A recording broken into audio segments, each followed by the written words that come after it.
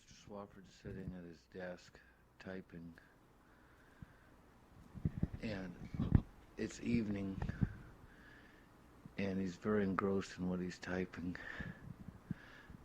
and his window is halfway open, the window on the wall, and while he's typing, a pod creature floats through. It doesn't make... The noise it makes is a chirping noise, but it's below the noise of the typewriter in Swafford. Anyway, Swafford's typing along, and it's almost like a jellyfish floating, but sort of a pod creature that pulses as it moves, sort of. And while he's typing, it floats towards Mr. Swafford's head, and then suddenly it clamps down on his head, but he seems to, from his expression, he's totally oblivious to us and typing away.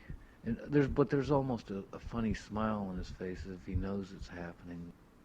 It shoots its tendrils down into his brain, and it starts pulsing. It's a parasitic thing. It sort of pulses like...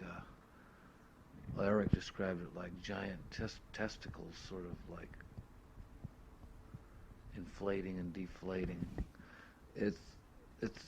Swafford seems to have this almost blind indifference. I mean, you would think that someone would notice that, And the more it works, it's like the more he's deliberately ignoring it, And he's typing along, and finally, after it's done all it can to drain his brains out, it collapses on his head, and he's typing away, and it's almost like on cue. There's a mirror right by Swafford's sort of vain and likes to look at himself now.